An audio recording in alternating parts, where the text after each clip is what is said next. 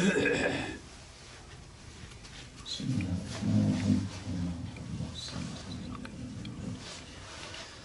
الله عليك يا رسول الله صلى الله عليك يا أبا عبد الله الحسين يا رحمة الله الواسعة ويا باب نجاة الأمة يا ليتنا كنا معكم سيدي فافوز فوزا عظيما. بسم الله الرحمن الرحيم. قال الكريم في كتابه المبين ألم يعلم بأن الله يرى. صلوا على محمد وآل محمد. اللهم صل على محمد وآل محمد. To everything in this existence, there is a stable ground which it returns to, a default mode. For example, in the animal kingdom, you'll see that at certain times an animal would show an extra amount of effort in, for example, catching its food, or for example, in expressing anger towards another species, or for example, in defending its children. But then it goes back to a default mode. In the world of physics, for example, you'll notice that an atom may at one point act uncharacteristic. It will spin faster than usual. It will bounce back and forth faster than usual. But then it calms down and it goes back to a default mode. For example, when you boil water, if you were to boil water at boiling point, I think it's 100 degrees Fahrenheit, it boils, acts different. But then it goes back to a normal state. So everything has a default mode that when catastrophe strikes and when problems start to hit and people don't know what to do at this point, they don't know what to feel at this point, they don't know the solution, they go back to default mode. And problems at this level can be examined. You can examine the problems that indeed surface if you have a default mode. And anything without a default mode, without a stable ground, you'll notice that it's a very temporary and a very indeed short-lived phenomenon. And that's why when it comes to the human being, to understand our stable ground and to understand the stable grounds even geographically of Ahlul Bayt alayhim as-salam, and what location specifically did they see as their location of peace? Where did they feel most comfortable and why? Was it in the narrations that they would say, for example, Imam Sadiq says, if you have a house in Kufa, don't lose it. If you have a house in Kufa, hold on to this house. Or for example, Imam al-Rabawi, Imam al-Baqir alayhi salam, he says the three most honorable pieces of land in the world are Kufa, Qawm, and Taflis. Now Taflis, where is it? Is a different discussion. But he mentioned certain areas, or Qawm. He'll say Qawm is the ish of Al Muhammad. It's the nest. It's the happy place of Al Muhammad. And a human being without a happy place is a human being which indeed struggles to regain their strength. And therefore we seek to look at this topic and the discussion of a stable ground in light of Ahlul Bayt returning to Medina. Arba'een is the time of Ahlul Bayt salawatullahi alayhim returning to Medina. What was Medina? What was the relationship between Medina and Ahlul Bayt alayhim as-salam? And what's the significance? Was it that Ahlul Bayt gave significance to Medina, or was there something special in Medina in and of itself that allowed Ahlul Bayt to say that Medina is indeed where our hearts feel safe and where contentment reaches a peak in our hearts. So therefore, let's look at this topic and see which avenues it will give us and the fruitful examples which it would, inshallah, allow us to benefit from. On the first level, we notice that there are 3 different levels, or we say echelons of stability. The first level is a physical level. This heart of ours is directly connected to our mind. And if you have heart problems, doctors would come and tell you that cognitively it has an effect on you. Your genetics, you notice that they play an imperative role in your heart. Cholesterol, if your father had cholesterol, you might have cholesterol. If your mother, for example, had something, it's going through the genes. It's a gene issue. At the end of the day, Allah subhanahu wa ta'ala created us and created the universe in synchronization. You agree? He created this universe as one piece. وَكُلٌّ فِي فَلَكٍ يَسْبَحُونَ. We say in Surah Yasin. We say in this phenomenal surah, everything swims in a organized and in a systematic way. There's a design to this universe. And if you were to compare the universe and its creation and its intricacies with the human being, you would see that there is a phenomenal similarity. There is a beautiful overlap which tends to exist. For example, in the universe, there is something which we refer to as the black hole. I'm sure you've studied the black hole in your school. This black hole, it swallows, and when it swallows, it doesn't let out. For example, a planet in its entirety, a star in its greatness could be swallowed by this black hole. Now, where does it go after the black hole? I don't know. Now, does the human being have a black hole? Wallahi, he does. Have you seen people how much they eat sometimes?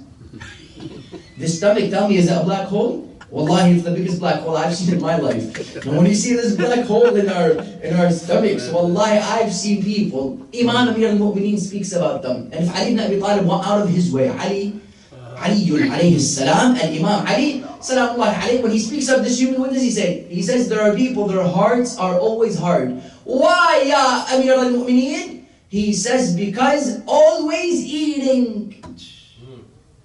They never stop eating. And that causes this heart to be hard. So the idea is that there is an overlap between insan and universe, between alim and indeed insan. So between these two, you notice that there are levels of stability. The human being, number one, the heart.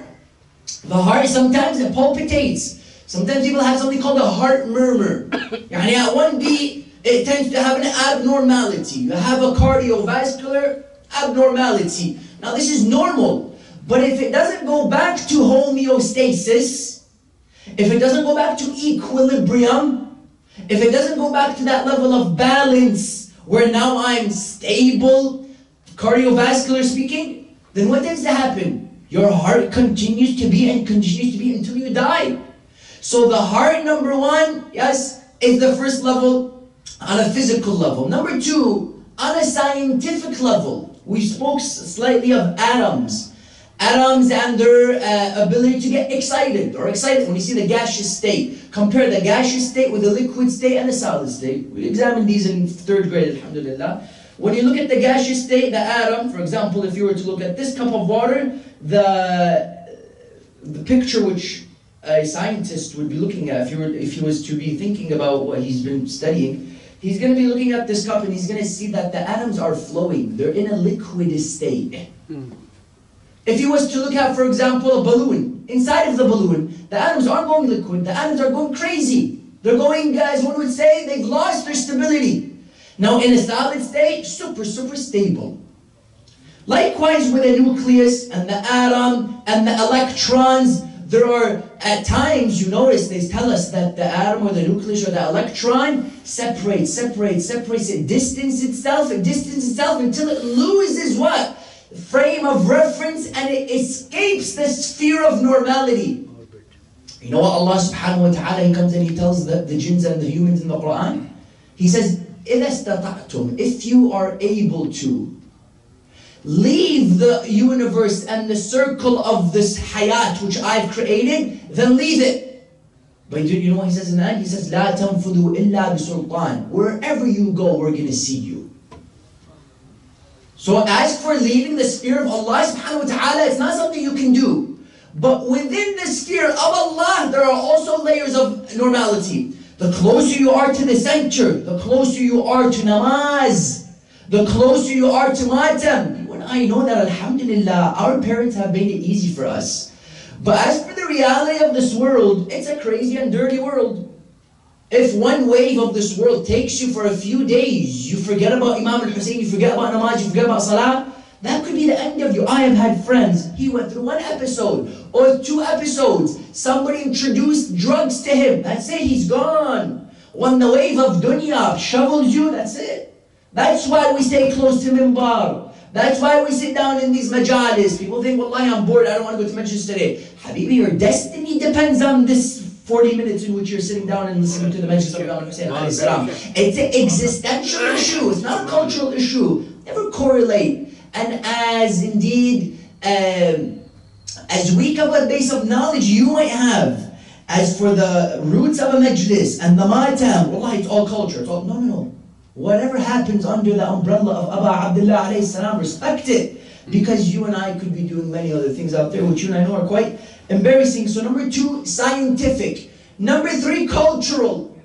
You'll see that there were trends 50 years ago. That if somebody was to not dress indecently, if somebody was to show their wrists, yes? If somebody was to show their wrists, what would happen? It was a form of indecency. Today you have beaches where people aren't dressed so properly, and it's become a sense of normality, it's become normal. But there is a level of stability which every time and era will resort to, which is comfort. Something what you wear has to be comfortable. You'll notice comfort has to be something always available. That if I'm dressed indecently or decently, or something is showing, or not too much things are showing, it needs to be comfortable. So this level of comfort is something which you notice is a sense of stability. So stability is something very, very important. Ahlul Bayt alayhum as-salam, within the ahadith, they mention to us a few places which have been places of stability for them. The first of which is no doubt Qawm. Qawm today, alhamdulillah, has become the lighthouse of knowledge in the school of Ahlul Bayt alayhum as-salam. That when you go to Qawm, if you even don't have the interest to study, the atmosphere is what encourages you to go and pick up a book. The atmosphere is what encourages you to go to, for example, the shrine of Ma'suma, the daughter of Imam al-Kadhim, salawatullahi wa Allahumma salli ala Muhammad wa ali Muhammad. And to learn from the ulama, the aura of Qawm, and that's why Ahlul Bayt, they say Qawm is Ish al-Muhammad. It's the nest, it's the haven of al-Muhammad. And I encourage all of us to send either ourselves or our children for a few years. I'm not telling you your son needs to be an alim, no. But when Rasulullah sallallahu alaihi wasallam says that the man who doesn't have a child, the man who indeed Allah hasn't given a child, isn't the one who doesn't have a child physically, but the one whose son or daughter, at least one of them, is studying in the hawzah and studying the knowledge of Ahlul Bayt. If you don't have that, according to Rasulullah, you don't have any children. You've been stripped, and imagine the difficulty of being stripped from having a child. You and I know the most beautiful thing is to have a child of yours in your hands and to look in their eyes and to connect with their souls. So Qawm number 1. What else? Kufa. Imam Salih alayhi salam comes and says that if you have a house in Kufa, don't lose it. What is the Imam saying? The Imam is saying that the location of Kufa, the capital which serves in the land of Najjar, is the holiest place, and it is where every arrogant person meets their humility. Imam comes and says, every arrogant person meets their humility in Kufa. Why in Kufa? Because in Kufa you have no chance to be arrogant. You're surrounded by Masjid al-Sahla, by Maytham al-Tammar, and by what else? By Masjid Kufa, Al-Mu'azzam. You take these 3 places, and on a 4th level, Kumayn. You look left, you see Masjid al-Sahla, where Idris was the first person to sow. You look right, you see Masjid, you see indeed the Holy Mosque of Kufa, where the Ark of Noah would once meet its stopping point, in the mosque of Kufa. On another level, you look to another side, you see Maytham al-Tammar, that person who while he was being crucified, he's giving the fada'il of Ali ibn Abi Talib.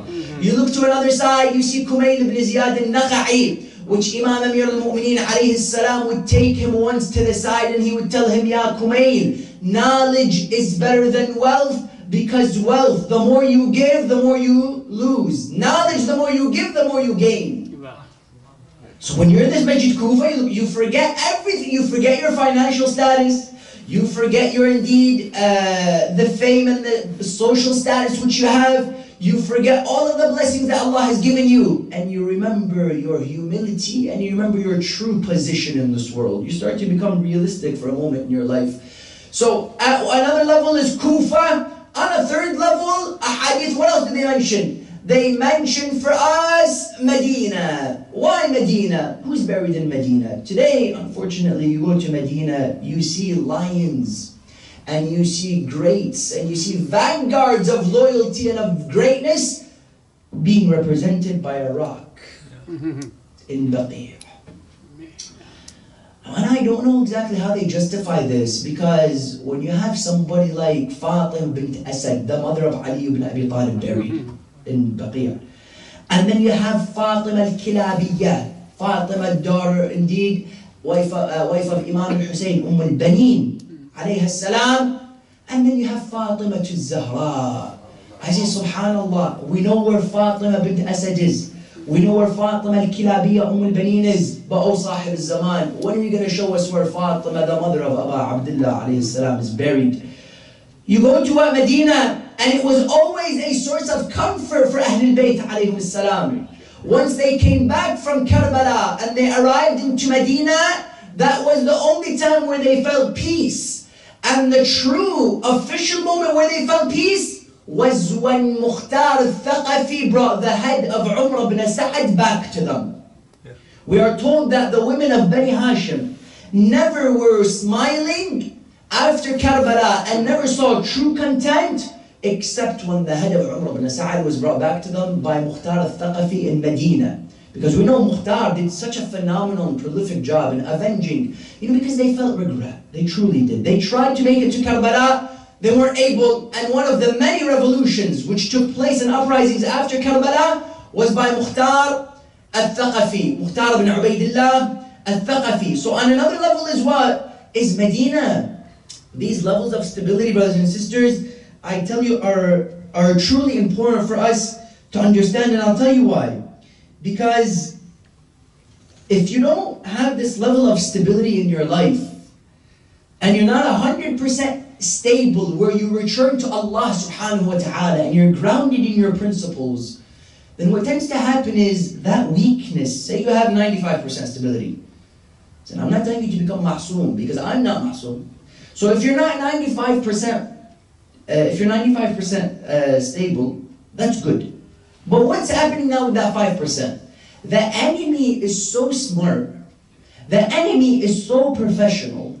The enemy is so good at discovering your weakness, and that 5% becomes their foundation in which they base on how to destroy you and everything that has to do with you. That 5%.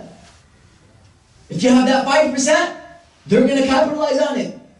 Now, how do we know this? al-Fadl. al-Fadl was who? Was the wife of Imam Jawad alayhi salam. And she was loyal to him to a certain point. Except at one point, her father came to her and he told her, I need you to do something to me, to Imam Jawad for me. What should I do? Go and poison Imam Jawad. The wife of Imam Jawad goes, just as Ju'da. Subhanallah, you have a correlation in history between Al-Ismail and Al-Ishaq. When it comes to the family of Ismail and the family of Islam and the Prophet of Islam sallallahu alaihi wasallam, you have on one level Ju'da and you have al-Fadl. Ju'da poisoned Imam Hassan. al-Fadl poisoned Imam al-Jawad alayhi salam. On the other side, who do we have? Al-Ishaq. Do we also have wives which are corrupt? Of course we do. You have the wife of Nuh and the wife of Lut. This correlation to see between Ismail and his family and Isaac, both who are children of Abraham, is a vital piece of worldview to have of Islam. Some people, when he comes and he studies Karbala, well, that's it. I don't know the other side. I'm just going to cry and that's it. No, you have to have a universal perspective. That when I cry about Hussein, I need to know who is the sacrifice of Ishaq. Ismail alayhi salam was also a sacrifice. Do you agree? When it comes to who? Yahya bin Zakaria. John the Baptist. John the Baptist, his head was also cut. And it was given to a dancer. On one side, you have who? You have, yes, we say Ibrahim, who would go to the idols near to the Kaaba and he would smash them. Who do we have on the other side? Imam Ali alayhi salam. He would crash the idols and he would crack everything that was being worshipped before Allah subhanahu wa ta'ala. On one side, what do you have? On one side, you have Asiya and Maryam. Asiya, wife of Fir'aun, an honorable lady. And Maryam, mother of Jesus, another honorable lady in the family of Isaac. From here, who do we have? Khadija and Fatima Zahra. Allahumma salli ala Muhammad wa ali Muhammad. If you need one more, on this side, we have the famous incident of Yusuf, who was poisoned. Yusuf alayhi salam, who was given poisonous, he was jailed for a while. Yusuf alayhi salam, he was put in the jail cell. And then on this side, who's the Sajin? Who's the prisoner of Al-Muhammad? Imam al-Kadhim alayhi salam. But every oppressed and tortured person in the family of Isaac bows down and submits to the humiliation of Al-Muhammad. La yawm kayawmika ya Aba Abdullah. Every oppressed and tragic individual cries about the musibah of Imam al-Hussein. Because I agree, Yusuf was prisoned and Imam al-Kadhim was prisoned. But did Yusuf have did he have somebody kicking his face when he would kneel under the door to breathe some fresh air? Imam al-Kadhim alayhi salam, at one point he would be in this dungeon, because you have a jail cell and then you have a dungeon. They call it a sijin, prison, and then a ta'amura. Ta'amura in Arabic is deep in the ground. You don't know what time is Fajr. You don't know what time is Subuh. Imam al-Kadhim alayhi salam, he would go down beneath the door to get some fresh air, and the enemy of Allah subhanahu wa ta'ala, he would kick the face of Imam al-Kadhim, telling him, go back in the dungeon, you Bani Hashim, we have nothing to do with you. But Imam al-Kadhim was poisoned. Yusuf wasn't poisoned. So the point here is what? The point is that in Medina, there is Baqi'. And how honorable was it for Ahlul Bayt alayhim as-salam, yes, to have Imam al-Hasan, to have Imam al-Sajjad, to have Imam al-Baqir, to have Imam al-Sadiq, all of these people in one area. And I say, when are our lawyers, when are the Shia lawyers going to come forward and put their legal abilities to come and solve this case of Baqi'? Just Matam, Baqi', Matam, and then what? Where is the lawyers? Where is the Shia lawyers? Why are they coming into your lawyer and you work 3-4 years to become a lawyer? That's fantastic. But when somebody comes to you with a few dollars and tells you, can you be my lawyer? Yes, of course. So Imam al-Hasan, for years he's been telling you, come and be my lawyer. Imam al-Sadiq, for years he's been coming and telling you, be my lawyer. From 18, I don't know what, until now, Baqi' has been destroyed. Baqi' has been what? It's been plummeted to the ground, completely pillaged. And this kind of a discussion, what do? We just sit down and we say, Wallahi, it's so sad. What are we going to do? Ya Sahib al-Zaman. Wallah, Sahib al-Zaman is the first person to tell me, I'm not going to come. Because you are not ready. You're not channeling your legal abilities, your medical abilities to come and solve Baqi'. Wallahi, this is the first issue we need to take to who? To indeed, to the Congress and the government and United Nations.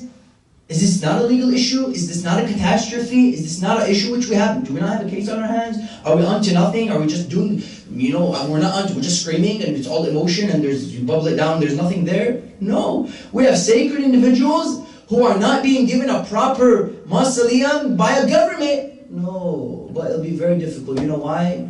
Because some people realize that interest is more important than principle. Unfortunately, some people run by interest, not by principle, but we can't give up. We have to keep trying. So, on another level is that there was a sense of stability for Ahlul Bayt, salawatullahi wa salamu alayhim. And that was indeed why they retreated to Medina. When they retreated to Medina after Karbala, Medina served a few purposes. The first purpose was that it was a media outlet for the incident of Karbala. The first thing which Zainab alayha salam and Imam al-Sajjad got busy with was establishing ma'tam and establishing majlis for the remembrance of Aba Abdullah in Medina. This was the first purpose. The second was that what? It was a time for them to recover from the incidents of Karbala and begin their individual and designated roles. The role of Zainab after Karbala was what? Was that indeed my role now is to be a representative of Imam al-Hussein alayhi salam, to give the knowledge of Imam al-Hussein. Imam Sajjad resorted to the spiritual pathway, giving the supplications, giving the people the rights of the mouth, the right of the eyes, the right of the ear, the right of all of these things. This is what? Why they retreated to Medina. But the question is here, did Medina give significance to Ahlul Bayt, or did Ahlul Bayt living in Medina give significance to this piece of land? It's a combination of the two in Islam. Where I decide to live isn't important because I decided to live there. We don't just say we love Medina, we love Karbala, we love, for example, Qom because it has holy personalities. If Qom wasn't the headquarters and the lighthouse of knowledge for the school of Al-Muhammad, would it be still honorable? Yes. Why? Because of the geographical location of Qom. If you were to study it on a map, you were to see that Qom is an honorable and is indeed in a special location, just geographically speaking. Karbala, why was it chosen to be the center of the battle of the greatest battle in human history? The battle which decided the fate of insan until Sahib al-Zaman. Why was Karbala chosen? Was there something special about Karbala? Yes. It wasn't just great because Hussein was buried there. When you discuss firstness, what came first? The land or the person? What came first? Indeed, the event and the personalities or the geographical location? What came first? Now, if I want to come and discuss, for example, water. What's greater in water? Hydrogen or oxygen? What's greater in basketball? The basketball rim or the ball? Yeah, okay. I can come and speak to you about the greatness of basketball. Look at this leather. Look at how it's coming together. Look at how the air is just perfectly being held in this piece of leather. Wow, that's fantastic. That's phenomenal. Look at this basketball rim, a metal made into a circle with a net connected to it, and people shoot ball into it. That's so amazing. Yes, but the combination of the two is what makes it truly important. The combination of the ball and the net, the combination of the hydrogen and the oxygen, the combination of Hussein and Karbala is what made it immortal. That's what made it infinite. That's what allows Karbala to never ever die. The combination of the land, and that's why I believe that Karbala as a piece of land needs to be studied. As a piece of land. The dust of Karbala needs to be placed under microscopes. To understand the greatness of this land, wallahi, on a biological level, I would argue that even the tear which is shed for Imam al-Hussein alayhi salam isn't comparable to a tear which is shed after you fail something or after you lose a loved one, because that tear fell with a purified intention. So biologically, the intention which was following that tear is unlike any other intention. So therefore the tear must be different as well. So on this level, what do we see? Was Medina great because it had Al-Muhammad, or indeed was it significant even prior? Yes. How do we know the proof? A hadith come and speak to us about Kufa in Jahiliyyah. Why are you going to come and speak to me about Kufa in the time of Jahiliyyah? What's the significance? Why would you even mention it? I said, I'm not even going to deal about what they say about the piece of land prior to Islam and in Jahiliyyah. But why would you speak to me about Kufa in Jahiliyyah? Why? Because Allah is saying that these are lands which I decided. Now what's more important, a prophet or a piece of land? I would say a prophet, right? Naturally, if I was on an exam and the question was to ask me, what's greater, a prophet or a piece of land? I would say the prophet. But when Musa alayhi salam was in the land of Tuwa, Allah subhanahu wa ta'ala, didn't He command him to take off his slippers? اخلع عليك إنك في الوادي المقدس طوى وأنا اخترتك فاستمع لما يوحى. He told him, "O Musa, you are in the land of Tuwa," the place where his revelation came in. He told him, "Take off your slippers." Why? Because this land is sacred. So Medina is significant. And it becomes more significant because of what? Because of the presence of Al Muhammad, indeed, in this piece of land.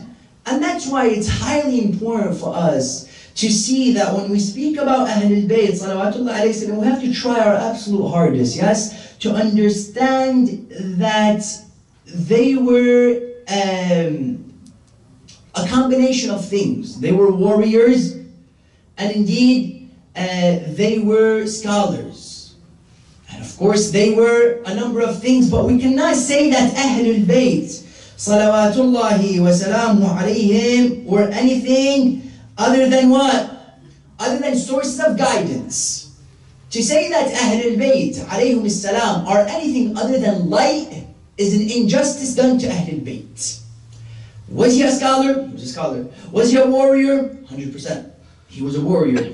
Was he, for example, yes, a man who was able to lead legal and theoretical movements? Yes, he was able to. But what is he at the end of the day?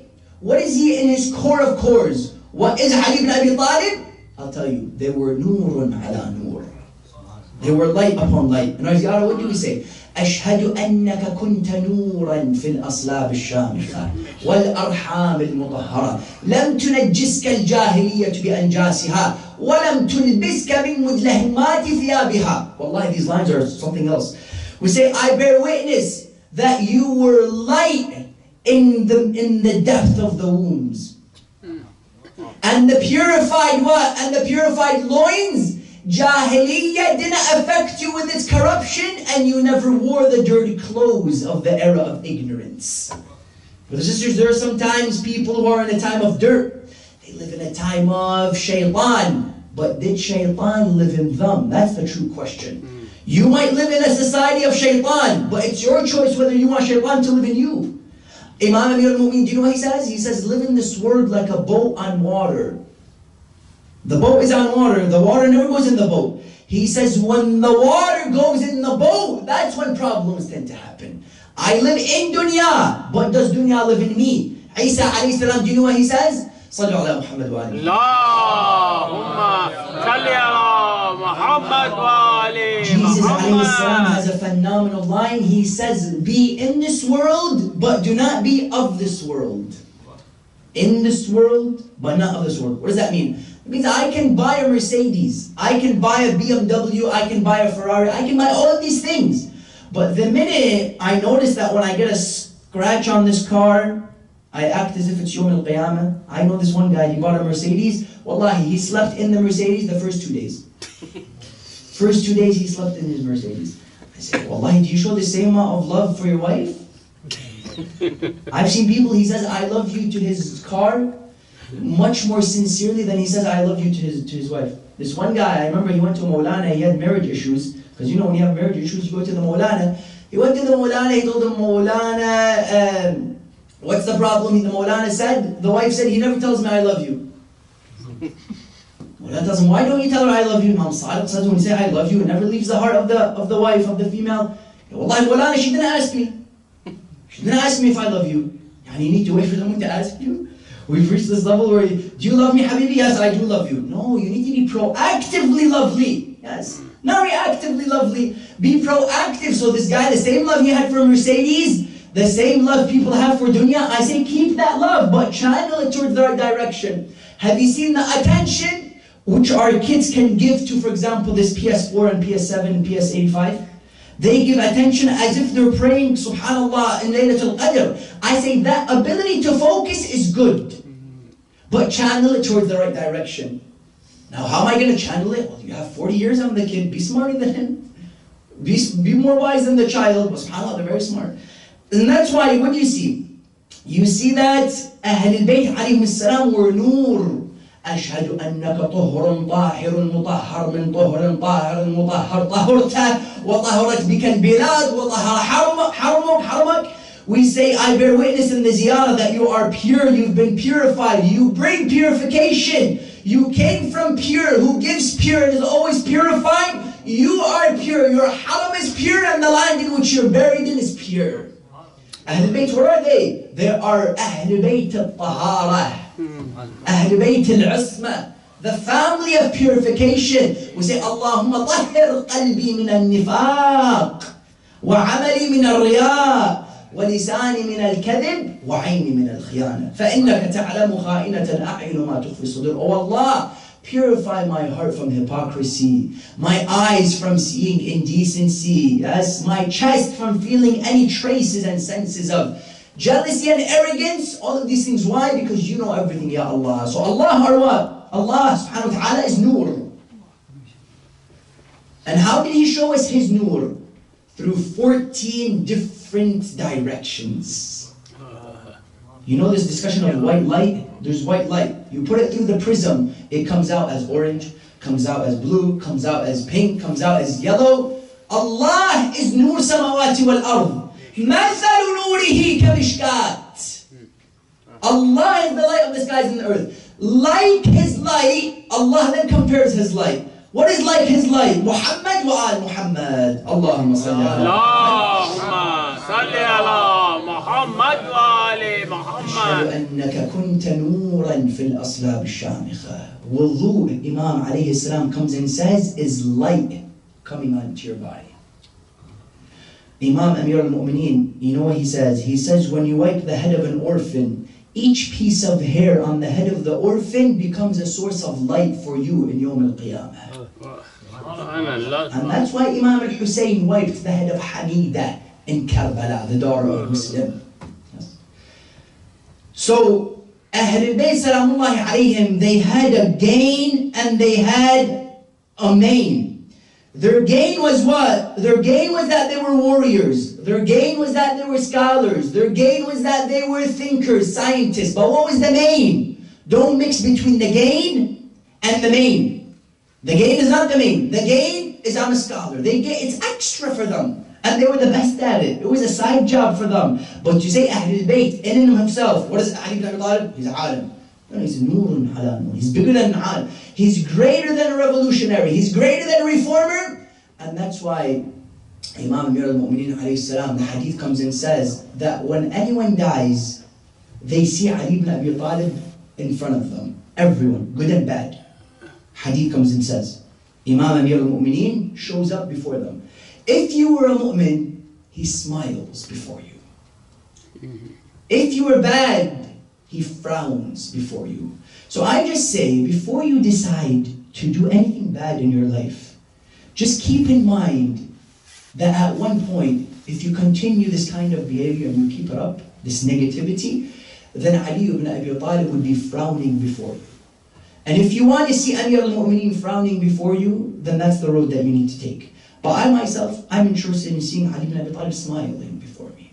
When I'm 6 feet under and it's dark, I want the smile of the son of Abu Talib to light up my grave. Umm understood the greatness of Ali ibn Abi Talib alayhi salam, and that's why she would submit to Imam Amir al-Mu'mineen regardless of whatever he would say. Assalamu alayka ya Aba Abdullah. He wanted somebody that would give him an honorable child, an honorable warrior that would fight alongside Imam al-Hussein alayhi salam on the 10th of Muharram. And look at the wisdom of Imam al-Hussein, of the wisdom of Amir al-Mu'mineen, of Ali alayhi salam. And Imam Ali, he wanted to what? He wanted to find the right source. And the right source of everyone is the mother. Wallahi, your father could be Nuh. Your father could be Nuh alayhi salam, one of the great prophets of Allah subhanahu wa ta'ala. But if your mother is a corrupt lady, then Allah subhanahu wa ta'ala shows us in the Quran that nubuwwah won't direct you towards guidance. If your mother, look at the importance of the mother. This is a great sign of the greatness of the mother. This is not a criticism of Allah for the mother. This is a sign of the importance of the mother. When Allah gives us the example of the son of Nuh, and how the son of Nuh would be indeed corrupted. by the presence of the mother. What is Allah saying? Allah is saying even Nubuwwah couldn't guide this child because of the importance of the mother. And that's why how many times would Rasulullah sallallahu alayhi wa sallam say, Ummuka, Ummuka, Ummuka, thumma Abuk. He told him, Ya Rasulullah, what's the status of the mother and the father in my life? He told him, your mother. He told him, what else? He said, your mother. He said, what else? He said, your mother. He said, what else? He said, your father. 3 times the mother. Because the father teaches you strength, but the mother teaches you softness. And the foundation of strength is what? Softness. What comes first? The tenderness of the heart or the strength of one strike? No. It was the tears of Ali ibn Abi Talib in the midst of the night which made him the warrior that he became later on the battlefield. Yes. When Ali ibn Abi Talib would be screaming, Mawlai ya Mawlai, أنت المولى وأنا العبد ومن يرحم العبد إلا المولى مولاي يا مولاي أنت الرازق وأنا المرزوق ومن يرحم المرزوق إلا الرازق مولاي يا مولاي أنت الدليل وأنا المتحير ومن يرحم المتحير إلا الدليل. In these munajat of Amir al-Mu'mineen, he says, my master, oh my master, you are the master and I am the slave. Who has mercy on the slave except for the master? My master, oh my master, you are what? The guide and I am the misguided. I am the lost. I am the confused. Who will guide the confused except for you, O Allah, the guide? O Allah, I am the one who is given sustenance and you are the one who gives it. And who has mercy on the gift except for the giver? What is the Imam alayhi salam showing? He's showing that he had tenderness of heart in private. But in public, that's when you show it. In private, you cry to Allah.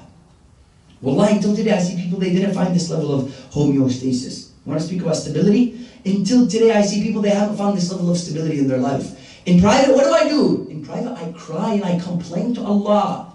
إِلَيْكَ الْمُشْتَكَى. To you I complain to Allah, because only He's going to understand. You know what Imam Sajjad says in these phenomenal lines? He says, وَأَنَّا يَسْأَلُ مُحْتَاجًا مُحْتَاجًا. He says, how is a needy going to ask a needy? Wallahi, there's people, they truly think the solving to the problem is found in another person. He chases him, he begs him, he cries to him. Allah says he's needy as well. After you beg to him, he goes begging to someone else.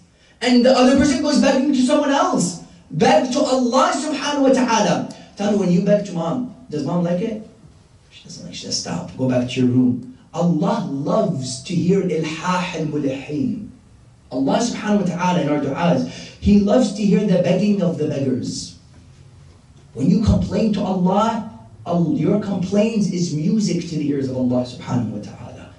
What a Lord of mercy. He has time for you. 5 times a day, He sits with every human being. Or at least you have 5 times appointment available every day. Walk-in clinic with Allah subhanahu wa ta'ala. Every day, 5 times, open window for you to go back to Allah subhanahu wa ta'ala. But we need to go back to Him. It's time for us to return to the source, to return to the origin. Arba'een is when Ahlul Bayt went back to the source. They went back to the roots. They went back to the core. They went back to the Medina of Rasulullah. But today, we remember somebody who went back also to Medina. And she was knocking on the door of Zainab alayhi salam. Bishr ibn Hadlam was a companion of the Imam Sajjad alayhi salam, and he was alongside him in Karbala. After the martyrs of Karbala were laying on the grounds, Imam alayhi salam tells him, "Oh Bishr, your father was a poet. Do you write poetry as well?" He said, "Yes." He said, "Go to Medina and do na'i. Do slogans of sadness." And look how sad of a state it is. Wallahi, it's a very sad state. He told them, go back to Medina and do na'i and slogans of sadness. Of what? Of the death of Aba Abdullah. Go and inform them. Bishr enters Medina, reciting these famous lines of poetry, saying, Ya ahla yadrib la muqama lakum biha qutil al-Husayn fadmu'i midraru al-jismu minhu bi Karbala mudarrajun wal-ra'su minhu ala al-qalat daru. He said, O people of Medina, I I inform you of the death of Aba Abdullah. His body lies in Karbala and his head is stuck on a spear being taken from one state to another. At this point, everyone was crying. Everyone was dispersing and deflecting from Bishr ibn Hadlam, except one lady walked towards him. He looks at this lady, he says, who is this lady? They tell him, that is the mother of Abbas, that is the mother of the moon of Bani Hashim. The moon of Bani Hashim, his mother, al-Baneen. That may Allah grant us the ziyarah of al-Baneen and build a mausoleum upon al-Baneen and give her the status which she deserves in this dunya before her honorable status in akhirah. She comes walking to him. She tells him, oh man, oh Bishr, tell me about the death of Aba Abdullah al-Hussein alayhi salam. Bishr didn't want to break the heart of the mother, because when the mother hears of her son, her only son which she saw valuable was Hussein ibn Ali. You know how many children she has? Bishr tells her, عظم الله لك الأجر باستشهاد ولدك عبد الله. She says, I didn't ask about Abdullah, don't tell me about Abdullah. عظم الله لك الأجر بجعفر بعون بعثمان. She tells him all of them died. He tells her all of your sons died. She told him, اخبرني عن ولدي الحسين. Tell me about my son Aba Abdullah al-Hussein. You know what he would tell her? There was a baby on the shoulder of al-Baneen. When he told her the next name, the baby fell from the shoulder. He told her, عظم الله لك الأجر باستشهاد أبا الفضل العباس. He told her, may Allah reward you for the death of Aba al-Fadl al-Abbas. The baby falls. She tells him, oh Bishr, you've cut my heart into pieces. Tell me about Hussein. He told her, عظم الله لك الأجر باستشهاد أبي عبد الله الحسين. He told her Hussein has died. And that's why I leave you with this incident. In Yawm al-Qiyamah, al-Baneen, you notice in this incident I just recalled to you, who did she remember first? Hussein above everyone else. That's why in Yawm al-Qiyamah, the generosity of Fatima to Zahra, is it going to show or no? It's going to show. When the voice comes and says, غُضُّوا أَبْصَارَكُمْ مَرَّتْ Fatima to Zahra, lower your gaze as Fatima is passing by, the call comes in Qiyamah. Fatima comes covered in white, noor emanating from her blessed body. She comes with a tray in her hand. Allah subhanahu wa ta'ala asks her, oh Fatima, who do you want me to begin with first? Hussein? No. Not even Hussein. Akbar? No. Qasim? No.